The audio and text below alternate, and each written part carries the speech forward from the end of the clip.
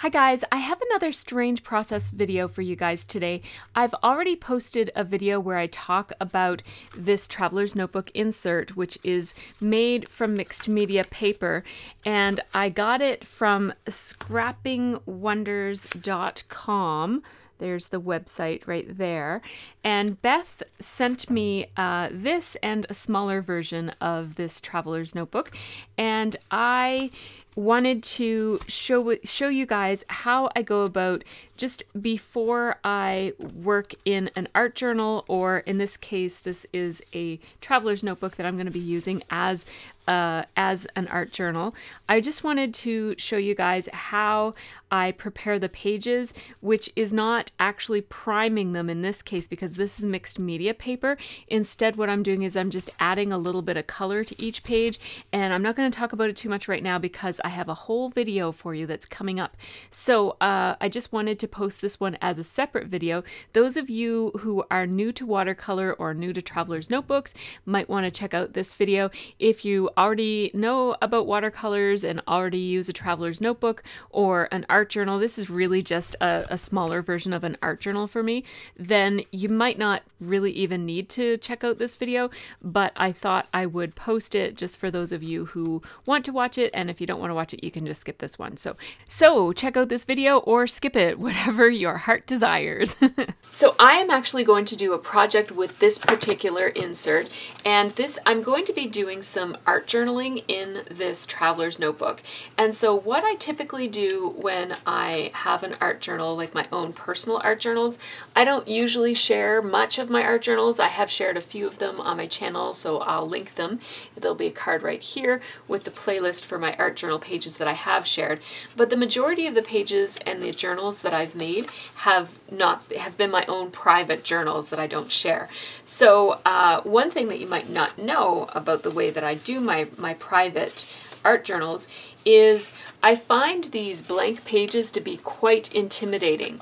So one thing that I like to do is whenever I'm doing any kind of mixed media work, I will have my current art journal or a couple of art journals on hand, and then with any of my extras, like if you've got some extra mist or ink or paint or something on your work surface, I'll just take my journal on a clean page and just use the pages to sop up some of the colors, so that instead of starting with an empty book like this, usually many or all of the pages have a little something on it. But since I want to actually start working on this today, and I haven't had this on hand, I actually haven't done any art journaling since I received this, which is why it's empty, because I was planning to use this the next time I do art journaling. So here it is today, and I want to use this, but it has all these blank, intimidating pages, and I find blank pages to be difficult in terms of I don't know what to start. Like, really, the sky really is the limit.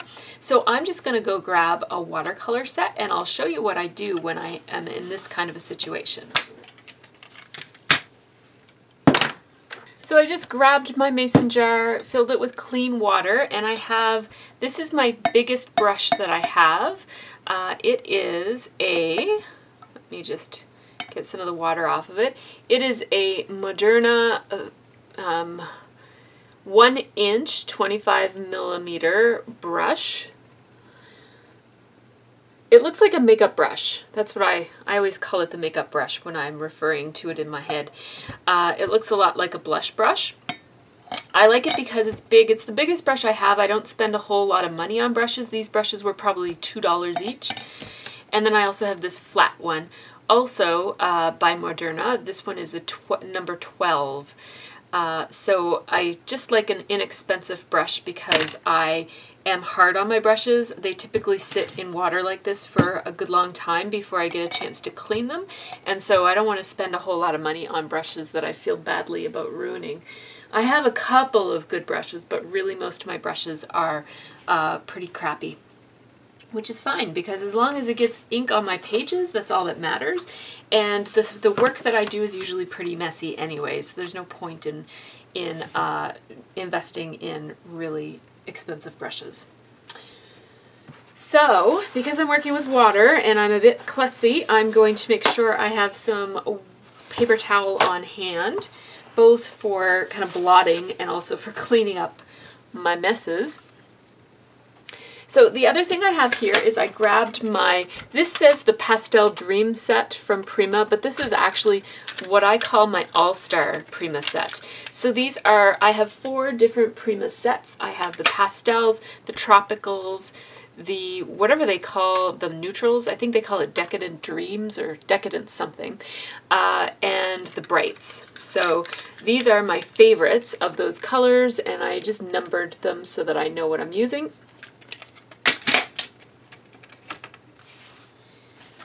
And so this is how they look. They're so pretty. I really enjoy working with the Prima, I really enjoy working with the Prima watercolors. So what I'm going to do here is just, I don't know what colors I'm going to use, so I'm just going to put a little bit of water on each of these just to get them ready to use. It just kind of softens them up a little bit.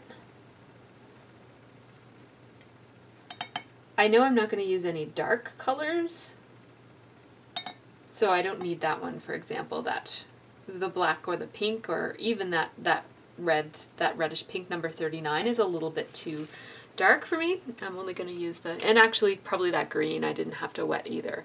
So there we go. And now I do need a smaller brush just for picking up these colors. So this is my favorite small brush to use. It's an unmarked, but I think it's a number 10. Let me see, I've got a couple of these. Yeah, it's a number 10. So this is my favorite one. It's from the Metropolitan Museum of Art in New York City. My sister got me this when she was on a trip to New York. She knows I love New York, and she wanted to get me something that I would use, not like a magnet or a keychain or something like that. So I thought that that was a really nice gift. I have mistreated it a little bit. It's not in the greatest shape, but it still does the job. So I usually pick it if it's available. So I'm going to get a couple of colors going. So I'm going to pick up some of this pink. There we go. And then I'm going to rinse. And I'm going to pick up, let me zoom in so you can see what I'm doing here. And then I'm going to pick up, I want colors that are going to blend nicely together. So I'm keeping in mind my color wheel. And I basically want to pick colors that that are going to mix well together. I don't want to pick colors that are opposite each other on the color wheel because they will mix to make brown, which is not something that I like. So I just grabbed some pink. So I may actually grab some green, but if I do, I'm going to be careful that I don't use it together with the pink. So because I'm probably going to be preparing a bunch of pages here, and I'm taking much longer to do this today because I'm talking you through it, but typically I don't spend this long. Like I would be done already, like swash, swash, swash, swash, swash, and we're done. But I'm talking you through it, so let me just grab this lighter color of pink.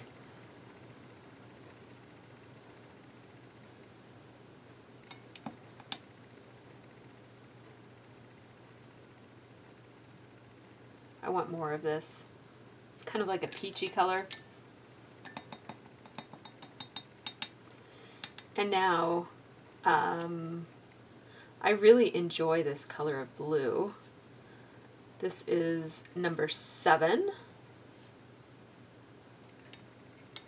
This one is 41, and this one is 40, and this one is 7.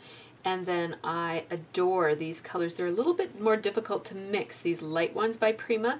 44.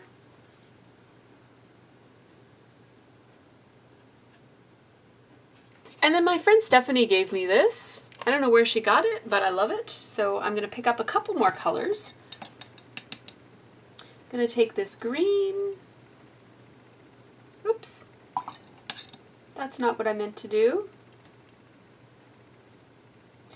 And this palette hasn't been used very much, but I find that the more you use a palette, the more it gets these little indents that keep the colors from mixing.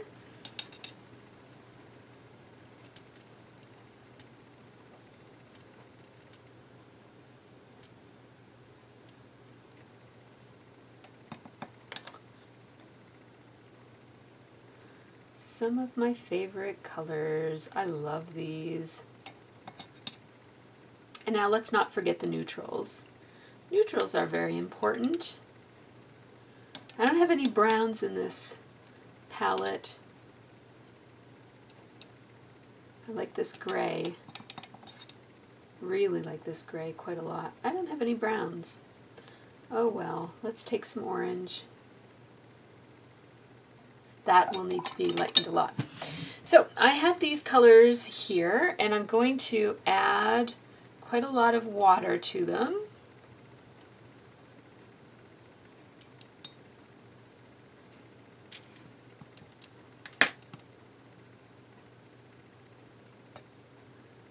Because they're quite pigmented and I need them to be quite washed out.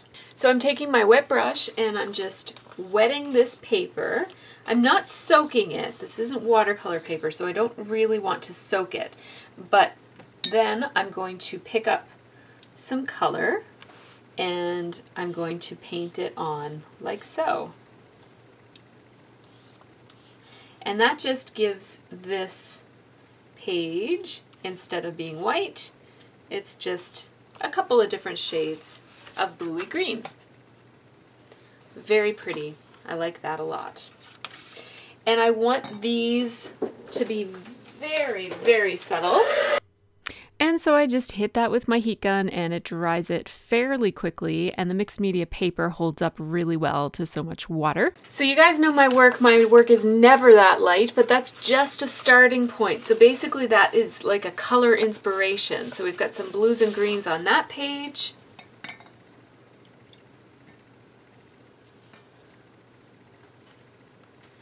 This brush really holds a lot of water. Probably more than I need. And then this one will have some yellow. Just one color on this one, just because I feel like it. And then this page, and I'm just pre-wetting the paper to make the color move around on it a little bit better. This page will have some yellow,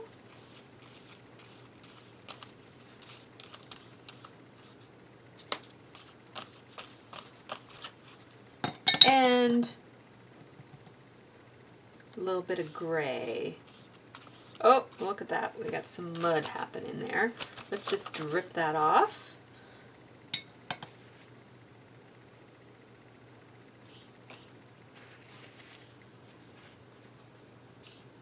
I love yellow and gray together.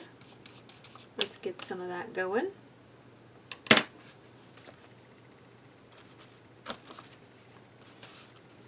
We'll try that.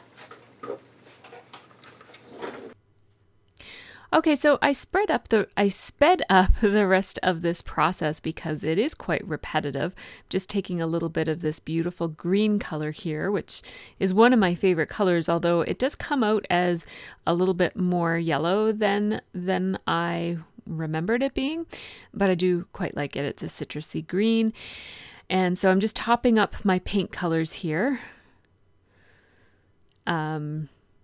Just kind of in the same way that I did before. So I'm adding little drops of water to all of the pans, and then I'm actually picking up a couple of colors with this brush at the same time. And as I go along, I kind of take some shortcuts because I'm doing lots of pages at once. And again, because this is just like the color inspiration, it's just the very, very first layer, and the purpose of these washes is really just to make the pages not be quite so blank, so that if, for example, occasionally I have a page that is just journaling and I might be working on it at work and I don't have any embellishments or supplies with me, and so I like to have at least a base layer of watercolor on each page, so that if there's ever a day when all I'm going to do is a little bit of journaling, there's at least a background there. And I'm going fairly random. I really liked that page with the blues and greens, so I decided to revisit that by just adding a little bit more blue and green here. This is probably my favorite page of them all. I really like that one. So here we go. What colors am I going to do next? I guess I'm going to do some pinks. And I'm kind of trying to balance the book so that, like, I had a lot of blues and greens, so I wanted to make sure I had some pinks in there as well.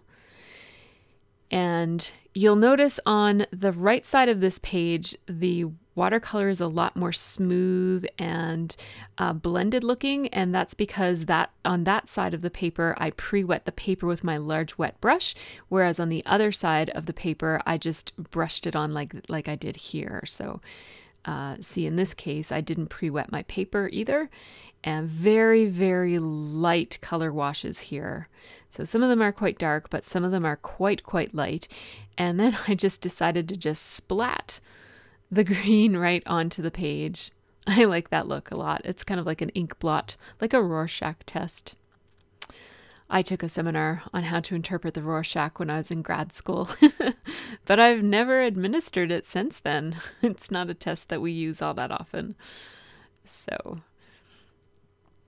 as I'm doing this, so now I had ink on my cloth that I was using to sop up the watercolor paint. So I just dabbed it on the page and got a whole page out of that. And again, I'm wetting the right side, but not the left on this side. So you can see that the left side has brush marks in it and the right side is much more blended.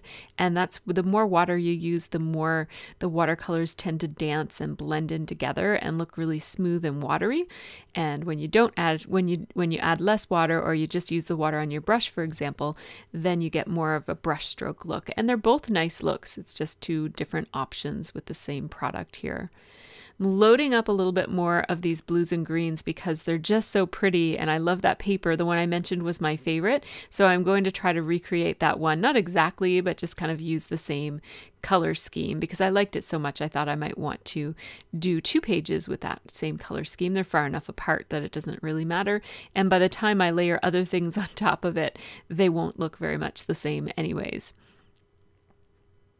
So as I'm doing this, I'm trying to, you might notice that I keep sopping up the center part of the pages.